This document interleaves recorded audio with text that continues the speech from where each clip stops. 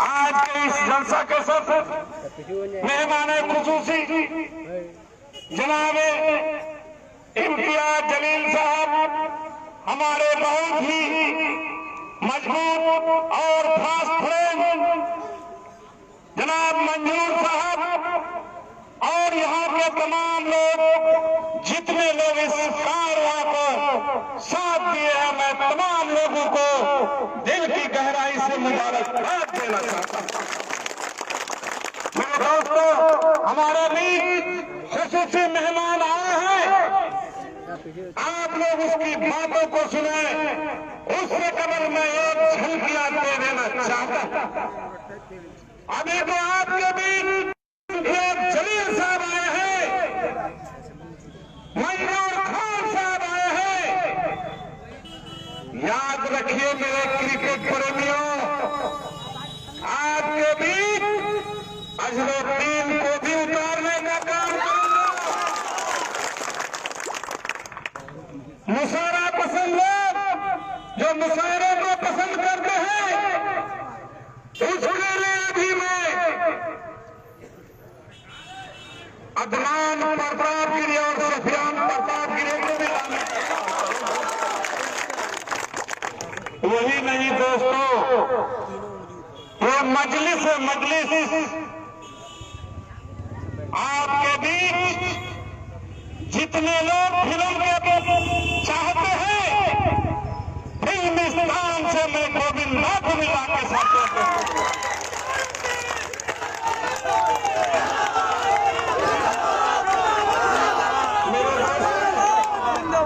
आप यही सीमित मत रहिए। हमारे कायम के छोटे भाई जनाब फरुद्दीन अवैसी भी आपके बिहार में आने वाले और आपके बीच आपके किशनगंज शहर में हमारे कायद, हमारे रहबर जनाब असदुद्दीन अवैसी साहब भी आते हैं। इसलिए आप लोग इन लोगों के भीतर भुक्की में मत आइएगा। हमें जितनी लड़ाई लड़ने के लिए जो भी हथियार का इस्तेमाल करना पड़े, आपके सामने मैं आपका भाई, आपका खिदमत करने के लिए, आपके कंधे से कंधे मिलाकर चलने के लिए आपके बीच 12 बजे रात में भी खड़ा है।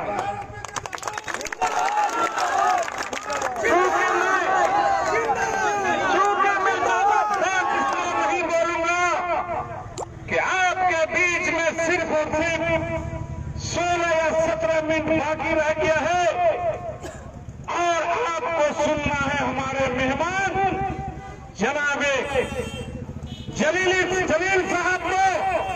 इम्तियाज जलील साहब आपको विस्तार से बताएंगे। मुझे मौका मिला तो फिर 2 दिन बाद 3 दिन बाद आपसे गुफ्तगू कर लूंगा।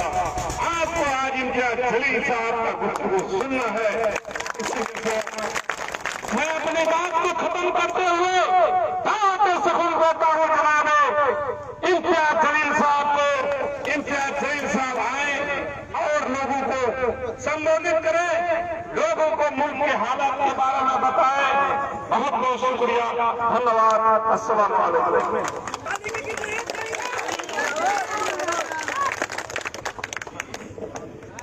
अस्सलाम वालेकुम वरहमतुल्लाहि वबरकातुहू। इंशाअल्लाह मेरा इजहार जीतेगा। इम्तियाज जलील साहब जिंदाबाद।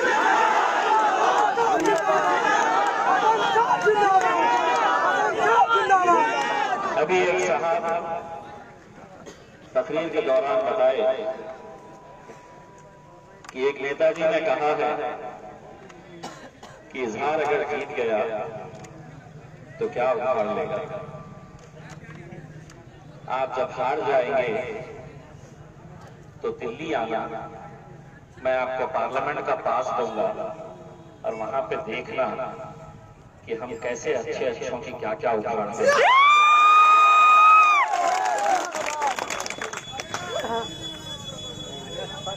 देखिए, आरएसएस के बारे में मंजूर भाई ने बताया, आरएसएस की दो औलादें, एक औलाद जो है वो जायज औलाद है, दूसरी नाजायज औलाद है। आरएसएस की जायज औलाद जो है वो भारतीय जनता पार्टी है, नाजायज औलाद कांग्रेस पार्टी है। मंजूर भाई ने आपको ये भी बताया कि जब यहाँ पर वो इस इलाके में आए थे तो उन्होंने ये ख्वाहिश जाहिर की थी, जब उन्हें ये पता चला था कि जब आप लोगों के ऊपर मुश्किल की घड़ी आई थी तो इजहार साहब किस तरह से आप लोगों की मदद करने के लिए आगे आए थे। और मंजूर साहब ने उस वक्त ख्वाहिश जाहिर की थी कि क्या मैं इजहार साहब के साथ एक कप चाय पी सकता हूँ। एक कप चाय के अंदर मंजूर साहब आपने एक हीरे को तराशा और हमने एक चाय वाले को देश का वजीर आज़म बनाकर देश की बात आगा। एक वो चाय वाला जो आज वजीर आज़म की कुर्सी के ऊपर आकर बैठा है, आज उसने पूरे मुल्क के जो हालात कर दिए हैं वो आप अच्छी तरह से जानते हैं। वो इस गलतफहमी का शिकार है, वो ये सोच रहा है कि मैं 5 साल के लिए नहीं, अब जिंदगी भर के लिए मैं वजीर आज़म बन गया हूं। लेकिन उसे इस बात का एहसास नहीं है कि किसी जमाने में जो चाय बेचा करता था वो दिन दूर नहीं है। इंशाअल्लाह हमारी मेहनतें, हमारी दुआएं रहेगी तो हो सकता है कि किशनगंज के किसी रेलवे स्टेशन के ऊपर अगले कुछ सालों के बाद आपको नजर आएगा बेचते हुए चाय चाय चाय चाय चाय। सब चीज मुमकिन है, ऐसी कोई बात नहीं है जो नामुमकिन है। और मुमकिन ये है कि अगर हम एक ताकत बनकर खड़े रहे तो हम क्या कुछ नहीं कर सकते हैं। लेकिन अफसोस है, बहुत अफसोस है, बहुत शर्म आती है, ये दुख होता है कि क्या वजह है कि इन 74 सालों की हमारी मौजूदगी में अंदर हमारी आबादी बढ़ रही है, हमारा पॉपुलेशन बढ़ रहा है, लेकिन हर 5 साल के बाद लोकसभा के अंदर हमारे आंकड़े घटते जा रहे हैं, विधानसभाओं के अंदर हमारे आंकड़े हर 5 साल कम होते जा रहे हैं। क्या वजह है?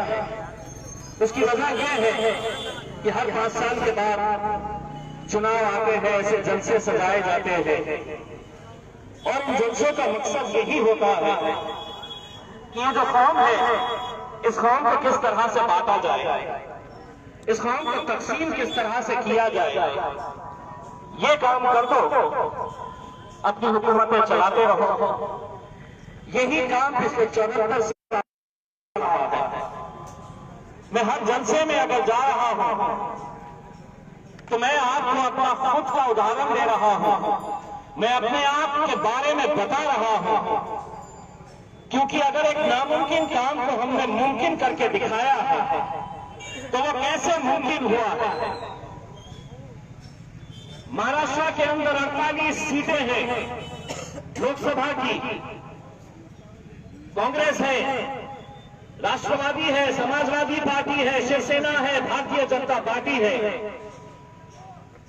मुसलमानों को 48 सीटों में से एक सीट भी नहीं दी जाती, क्योंकि ये कहा जाता है कि नहीं, ये कौम जो है ये सिर्फ नगर पालिका तक, जिला परिषद तक, नगर परिषद तक, बस यहीं तक सोचो। जहां हिंदुस्तान के फैसले लिए जाते हैं, जिस ऐवान के अंदर हमारा मुस्तकबिल तय किया जाता है, वहां पर आप लोगों के लिए कोई जगह नहीं है। और ये सोच हमारे जहनों में डाल दी गई है, हमारे अंदर एक ऐसी सोच पैदा कर दी गई है कि नहीं, ये तुम जीत नहीं सकते हैं, तुम्हारा काम तो सिर्फ महज वोट देना है, तुम हमारे लिए एक रबर स्टैंप की तरह हो। हम 5 साल के बाद आएंगे, बड़ी बड़ी बातें करेंगे, वादे करेंगे, हंसने खाएंगे, तुम्हारा काम यह है कि हम जिसको कहे तुम वोट डालते रहो, और हम करते आए हैं, यही कुछ करते आए हैं हम 74 सालों के अंदर। और इन 74 सालों के अंदर अगर कुछ सबसे बड़ा नुकसान अगर किसी का हुआ है तो हमारी इस कौम का हुआ है, जहां से हमारी क़यादत को पूरी तरह से खत्म कर दिया गया है, पूरी तरह से। क्योंकि हमारे जहनों के अंदर ये बात डाल दी गई कि मेरा लीडर, मेरा आका कोई रहेगा तो वो लालू प्रसाद रहेगा, मेरा नेता कोई रहेगा तो राहुल गांधी रहेगा, मेरा नेता कोई रहेगा तो नीतीश कुमार रहेगा, शरद पवार रहेगा, मुलायम सिंह यादव रहेगा। हमने 74 सालों तक ये किया है। यह बिहार की आवाम ये नहीं कहेगी कि हमने कभी मुलायम का साथ दिया, कभी लालू का साथ दिया, कभी नीतीश कुमार का साथ दिया। मजलिस तो अभी आई है, आपके बीच में मजलिस अभी आई है। हमने भी अलग अलग पार्टियों का साथ देते आए थे, लेकिन जब हमें यह एहसास हुआ कि क्यों हम अपनी क़यादत नहीं खड़े कर पा रहे हैं, क्या वजह है इसकी,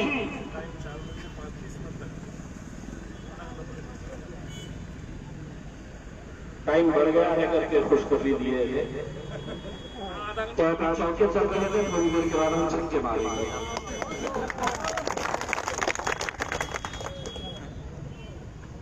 तो हमारी क़यादत खत्म कर दी गई, तो कहीं न कहीं दोस्तों ये बात का एहसास आप लोगों को होना चाहिए कि आज पूरे मुल्क के अंदर आज जो हालात पैदा किए जा रहे थे, जो अलग अलग कानून हमारे ऊपर लादे जा रहे थे, जो बताया जा रहा है कि तुम इस मुल्क में पैदा हुए होंगे, तुम्हारे बाप दादा इस मुल्क के अंदर पैदा हुए होंगे, लेकिन तुमको ये साबित करना पड़ेगा कि इस मुल्क के बाशिंदे हो तुम, दस्तावेज देना पड़ेगा, कागजात बताने पड़ेंगे।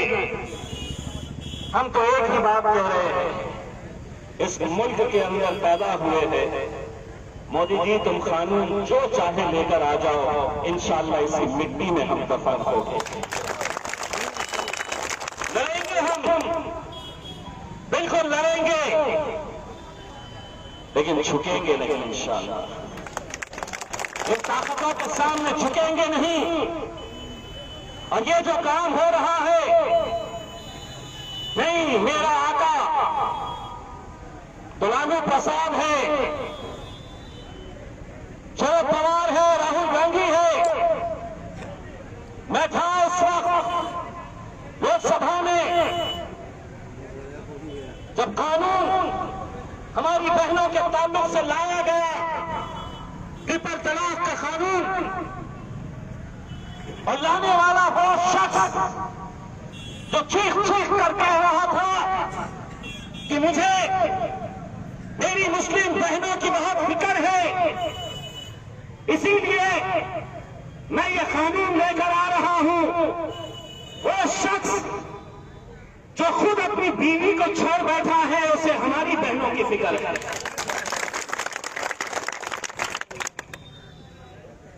अब नया कानून यूनिफॉर्म सिविल कोड, बहुत गौर से सुनने वाली बात है दोस्तों, सोचने वाली बात है। कहीं ऐसा ना हो जाए कि हम गफलत में रहें, इस उम्मीद के ऊपर रहें कि नहीं हमारा नेता आएगा, हमें बचाएगा। कोई नहीं। क्या ये सच्चाई नहीं है कि बाबरी मस्जिद का इशू हो, ट्रिपल तलाक का मामला हो, बकरी ईद के दौरान जानवरों को ज़िबा करने का मामला हो, वो लोग जो आज उनकी सभाओं में जाते हैं, बैठते हैं, सुनते हैं, वही लोग जब इस कौम के ऊपर आफत आती है, परेशानी होती है, तो वही लोग पूछते हैं कि इस मामले में अवैसी ने तो कुछ नहीं बोला, अवैसी क्यों खामोश बैठा। यानी कि जब तकलीफ आई तो वैसी याद आया, जब चुनाव आया तो लालू आ गया, नीतीश आ गया, राहुल आ गया। कब तक दोस्तों, कब तक? सोचिए, मैं जिस शहर से आता हूं औरंगाबाद,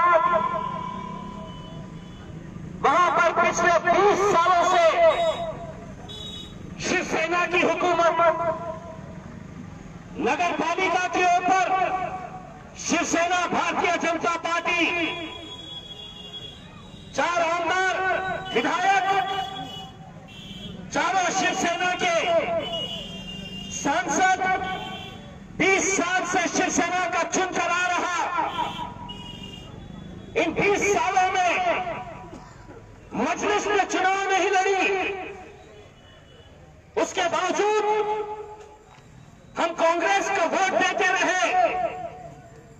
कांग्रेस को वोट देने के बाद भी शिवसेना वहां से जीत नहीं रही। तब हमें यह एहसास हुआ कि कांग्रेसियों में वो हिम्मत नहीं है सेना को हराने की। शेर के बच्चे चाहिए वहां पर अगर सेना को हराना। और जब हम मैदान में उतरे तो कोई गैर नहीं थे हमारी मुखालिफत करने वाले, कोई गैर नहीं थे जिन्होंने हमारा विरोध किया, कोई गैर नहीं थे जो इन चौराहों पे आकर हमारे नौजवानों को समझाते थे, बताते थे कि कैसे जीतेगा ये इम्तियाज जलील। 20 साल से शिवसेना विधायक उनके, नगर परिषद के ऊपर कब्जा उनका, जिला परिषद के ऊपर कब्जा उनका, ये जीतेगा कैसे? आगे बताए जाते थे कि इतने इसको मिलेंगे, उतने उसको मिलेंगे, और पूछते थे कि कैसे जीतेगा बताओ। तो अल्हम्दुलिल्लाह मेरे शहर के नौजवानों को मैं सलाम करता हूं जो सुनते थे और उठते उठते एक बात कहते थे कि तुम्हारा यकीन इन आंकड़ों के ऊपर होगा, हमारा यकीन हमारे रब के ऊपर है। हमारा यकीन उस एक शहीदी के ऊपर है। तो जब लोग समझाते थे, मुझसे आकर लोग पूछते थे कि इम्तियाज भाई क्या हम सचमुच जीत सकते हैं? मैं उनसे एक ही बात कहता था, एक ही बात कहता था मैं कि जीत और हार का जो भी फैसला होगा हम अपने रब पर छोड़ेंगे। हम पूरी ईमानदारी के साथ, पूरी मेहनत के साथ, शिद्दत के साथ हम ये चुनाव लड़ेंगे। मैं उन्हें ये कहता था अगर 2-3 लाख वोट लेकर अगर मैं हार भी जाऊं, खुदा न करे, तो उस हार में भी हमारी जीत होगी, क्योंकि हमने मुसलमानों के खिलाफ काम किया, जो काम पिछले 74 सालों में किसी ने नहीं किया। आज अवैसी साहब ये कोशिश कर रहे हैं। मुझे बताते थे शर्तें लगाई जाती थी, कांग्रेस के बड़े बड़े लीडर और अफसोस के साथ मुसलमान लीडर जो सिर्फ अपने एक छोटे से ओहदा हासिल करने के लिए, अपने नेताओं को खुश करने के लिए कीमतें लगाते थे कि नहीं ये सेटिंग हो गई है, ये सेना को जिताने के लिए ये खड़े हैं, ये वोट काटने के लिए खड़े हैं, ये जीतने वाले नहीं है, चंद वोट लेंगे और इससे फायदा शिवसेना को होगा। यही बातें कांग्रेस वाले करते थे। नौजवान आते थे रात के वक्त और मुझसे पूछते थे कि इम्तियाज भाई ये हमको ऐसा कह रहे हैं, हमने क्या जवाब देना? मैं उनसे कहता था कोई जवाब नहीं देना, जिस दिन इलेक्शन आएगा वोट डालने जाना और उस दिन अपना जवाब देना। जब नतीजे आए, शर्तें लग गई थी, कौन जीतता? शर्तें लग गई थी कि मजलिस तो जीती नहीं सकती है, लेकिन अल्हम्दुलिल्लाह अल्हम्दुलिल्लाह अल्हम्दुलिल्लाह जब नतीजे आए 4 लाख वोट हासिल करके अल्हम्दुलिल्लाह पूरे महाराष्ट्र से एक भी मुसलमान संसद चुनकर आया है, सिर्फ एक। ये कभी पूछे हैं? जाओ और पूछो अपने उन नेताओं से जो तुम्हारे पास वोटों की भीख मांगने के लिए आते हैं, पूछो उनसे कितने ऐसे सांसद तुमने भेजे हैं? क्या मैं तुम्हारे लिए रबर स्टैम्प बन गया हूं कि तुम हर 5 साल के बाद आएंगे, मुझे हुक्म देंगे और मैं तुम्हें वोट दूंगा? दोस्तों, असर का वक्त था, काउंटिंग चल रही थी, रमजान के दिन थे, रोजे की हालत में लाखों नौजवान पूरे महाराष्ट्र से इस यकीन और इस उम्मीद के साथ आए थे कि हमारा भाई जीतने वाला है। सुबह 7 बजे से काउंटिंग बूथ के सामने जहां पर वोटों की गिनती हो रही थी, रोजे की हालत में खुले मैदान में इस इंतजार में बैठे थे कि अब खुशखबरी आएगी, अब अच्छी खबर हमें सुनाई देगी। असर का वक्त आया, अचानक शिवसेना के मोहल्लों में पटाखे फूटने लगे। लोग जब असर की नमाज पढ़कर बाहर निकले तो शिवसेना के पंडाल के अंदर लोग भगवा रंग फेंक रहे थे, पटाखे फोड़ रहे थे। अंदर से ये खबर आई कि इम्तियाज जलील नीचे हो गया है, इम्तियाज जलील अब नीचे हो गया है, शिवसेना जीत रही है। जश्न मनाना शुरू कर दिए थे। तसव्वुर करो वो मंजर कि रोजे की हालत में मैंने 80-80 साल के बुजुर्गों को तपती धूप में, मई महीने की तपती धूप के अंदर उन्हें जोहर के बाद से लगातार खुले मैदान के अंदर देखा, इबादत करते हुए कि या अल्लाह हमारी लाज रख ले, हमारी इज्जत रख ले, ये एक सीट की निकाल दे। मैं उस वक्त अपने घर के ऊपर, टीवी के ऊपर खबरें देख रहा था। बहुत सारे टीवी वाले, आपको मालूम है कि टीवी वाले कितनी मोहब्बत करते थे हमसे, खुशी में इंतजार भी नहीं कर पाए और चलाना शुरू कर दिए कि शिवसेना जीत गई, इम्तियाज जलील और मजलिस हार गई। मेरे बेटे ने मुझे काउंटिंग सेंटर से फोन किया, मैं वहां पर आया। उसने कहा कि अब्बू आप आइए, यहाँ पर शिवसेना वालों ने जश्न मनाना शुरू कर दिया। मैं जब वहां पर गया और मैं इन नौजवान लोगों को देखा जो सुबह से एक यकीन और एक उम्मीद के साथ बैठे हुए थे रोजे की हालत में। रोजा खोलने के लिए महज 1.5 घंटे का वक्त रह गया था। मुझे देखते ही उन नौजवानों की आंखों में आंसू आ गए कि हम जिसके लिए इतनी मेहनत किए, आज जीते जीते वो हार रहा है। दोस्तों, उनकी हालत देखकर मैं उसी पंडाल के अंदर गया। मैंने अपने नौजवान साथियों से कहा कि मुझे 5 मिनट का वक्त मुझे अकेले में रहने दो। मैं उस पंडाल के पीछे गया, जानमाज बिछाया और मैंने गिड़गिड़ा के अल्लाह से यही दुआ मांगी कि या अल्लाह, इन रोजे की हालत में इन लाखों नौजवानों ने जो यकीन के साथ तेरे दरबार में आए हैं, रोजे का हालत में, रमजान का महीना, मैंने गिड़गिड़ा कर रोते हुए अल्लाह से ये कहा कि या अल्लाह, इन सजदों की लाज रख ले, इन दुआओं की लाज रख ले।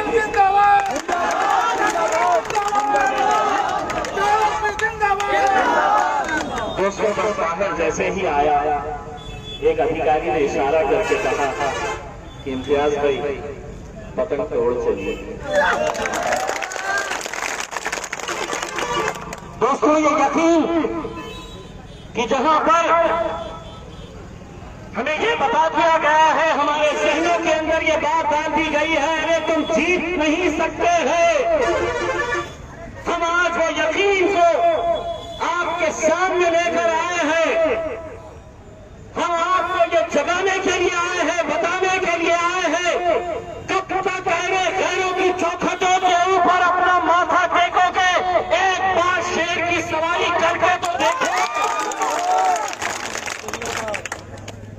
लोग कहते थे जब मैं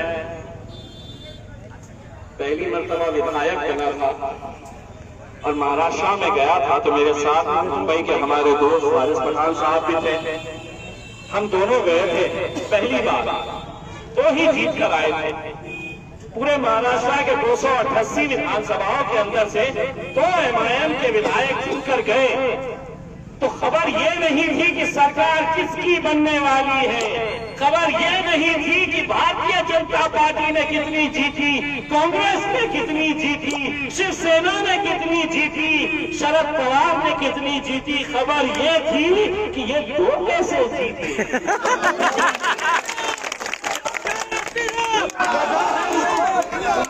तो जब हम वहां पर गए, पहला ही दिन था, एक बहुत ही कट्टर शिवसेना का नेता मिला। हम भी बड़े धाम से गए थे। हमें मालूम था कि शेरवानी देखकर बड़ी तकलीफ होगी कि अब ये हैदराबाद से निकलकर महाराष्ट्र में भी आ गए। तो एक शिवसेना के नेता ने मुझसे कहा, 2 ही तो है, 2 ही है, क्या कर लोगे? मराठी में मुझसे कहा कि दोनों चाहे ना, दोनों चाहे ना, क्या करना? मतलब ये है कि आज 288 का असेंबली है, इतना अकड़ क्यों रहे हैं? 2 ही तो आए हैं। मैंने उसकी तरफ देखा, बड़ा मुस्कुराया, मन ही मन में सोचा कि ये पब्लिक भी कैसे कैसे लोगों को भेज देती है। लेकिन सवाल तो किया, मैं असद अवैसी का शागिर्द हूं, जवाब तो देना ही था। तो मैंने उसकी तरफ देखकर कहा, कभी जंगल गए हो? तो बोले क्या मतलब? मैं बोला कभी जंगल में टहल के आए हो? तो बोले नहीं। मैं बोला जंगल में कुत्ते, बिल्ली, बकरियां कितने हैं ये देखे नहीं जाते हैं, शेरों की गिनती, शेरों की गिनती की जाती है। हम 2 हैं, अल्हम्दुलिल्लाह शेर के सवा शेर है। और जब असद साहब अकेले वहां पर जाते थे तो मैं भी कभी सोचता था कि कभी क्या वो वक्त आएगा कि असद साहब के साथ भी हमारे नुमाइंदे वहां पर जाकर बैठेंगे। हम सोचते थे, लेकिन कहीं ना कहीं ये डर सताता था कि क्या हम जीत पाएंगे, लोकसभा का इलेक्शन कैसे जीत पाएंगे। लेकिन दोस्तों, अगर हम मुत्तहिद रहे, अगर हम एक ताकत बनकर खड़े रहे तो हम क्या नहीं कर सकते हैं। उसकी जिंदा मिसाल अगर कहीं देखना है तो वो तुम्हारा छोटा भाई, तुम्हारा पोता तुम्हारे सामने खड़ा हुआ, हम कर सकते हैं। हमको एक पैगाम देना है इस मुल्क के अंदर कि हाँ, हम हमारे हक के लिए लड़ेंगे। अगर इस मुल्क के अंदर तमाम जाति, धर्म और मजहब के लोगों की पार्टी है तो है, अगर यादवों की अपनी पार्टी है तो है, अगर सिखों की अपनी पार्टी है तो है, हिंदू भाइयों की अपनी पार्टी है तो है।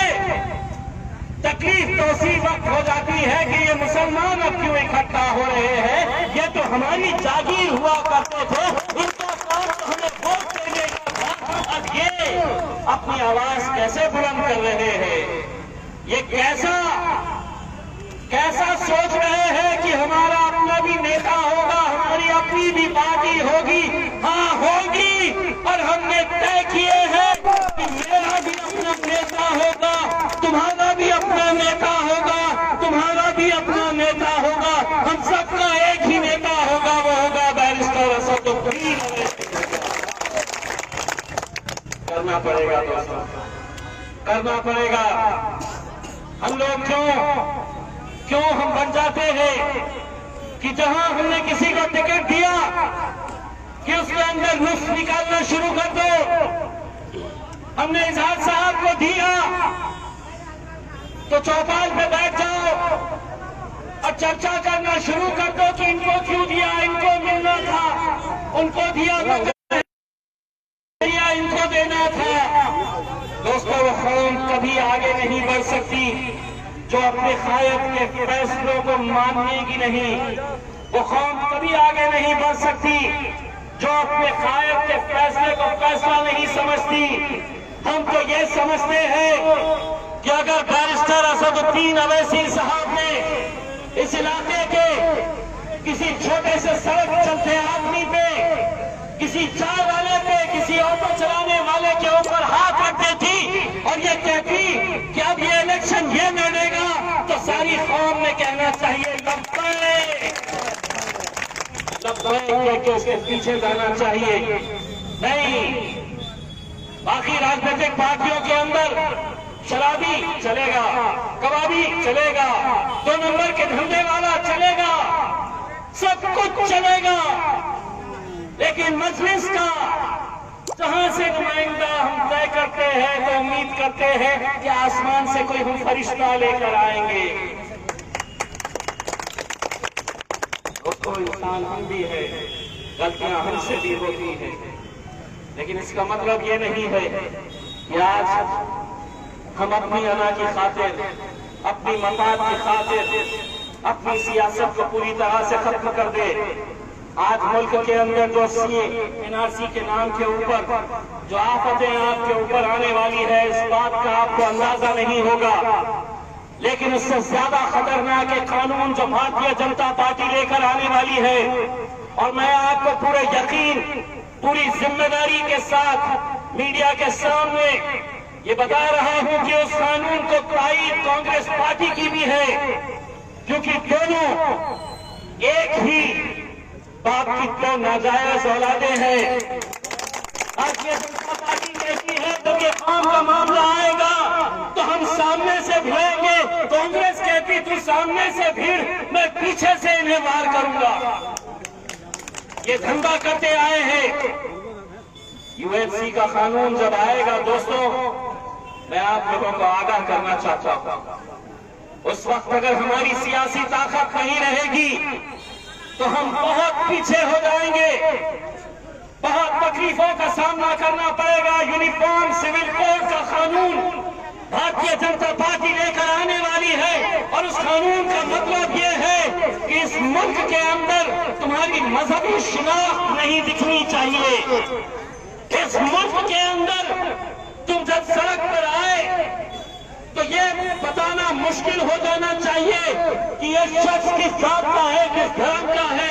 मकसद ये है कि जब तुम सड़क पर निकलो तो तुम्हें मुसलमानों की दाढ़ी रखने का हक नहीं रहेगा, नमाज की टोपी पहनकर बाहर निकलने का अधिकार नहीं रहेगा।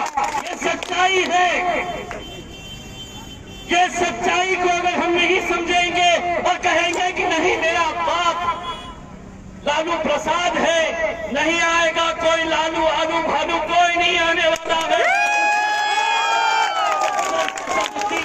तुम्हारे लिए खड़ा रहेगा।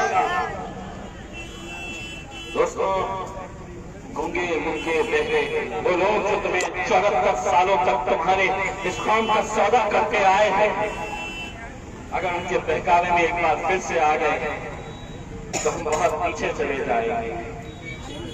दोस्तों, सियासत के अंदर कोई हारता है, कोई जीतता है, ये सही बात है, लेकिन आज मुल्क के हालात को देखते हुए आज ये जरूरी हो गया है कि हमें मुत्तहिद होना पड़ेगा। और अगर हम मुत्तहिद नहीं हुए तो आंकड़े निकाल कर देख लीजिएगा। ये आंकड़े बयान करते हैं पूरे हिंदुस्तान के कि कुछ वोट ये ले जाएंगे, कुछ वोट ये लेकर जाएंगे, तीसरा बीच में से कोई निकल कर आ जाएगा। मुझे मालूम है कि जब मेरे शहर के अंदर कांग्रेस के टेबल लगे हुए थे इलेक्शन के दिन, राष्ट्रवादी के टेबल लगे हुए थे, मफलर पंजे का था, मफलर घड़ी का था, बैठे हुए थे। मैं गाड़ी में से उतर कर जाने लगा पोलिंग बूथ के अंदर, तो मैंने अपने नौजवानों को कहा था कि इलेक्शन के दिन बस एक ही चीज चलाना, धपाधप धपाधप धपाधप धपाधप पतंग। तो वो इतना लोगों के अंदर बैठ गया था कि मैं जहां जाता था तो लोग मेरे को देख के कहते थे कि इम्तियाज भाई घबराओ मत, इलेक्शन के दिन धपाधप धपाधप। अब तो ये हो गई, अब तो ये हो गई इलेक्शन का दिन। इजहार साहब, मैं एक पोलिंग बूथ के अंदर जा रहा, गाड़ी में से उतरा, गाड़ी में से उतर कर जाने लगा तो एक कांग्रेस वाले का टेबल लगा हुआ था, उसके बाजू शरद पवार साहब की पार्टी का टेबल लगा हुआ था। नौजवान लड़के टेबल के ऊपर बैठे हुए थे, सबके गले के अंदर पंजे का मफलर था, पंजे की टोपी पहने हुए थे। मैं आगे आगे निकल गया तो कांग्रेस के टेबल के ऊपर से आवाज आई, इम्तियाज भाई घबराओ मत,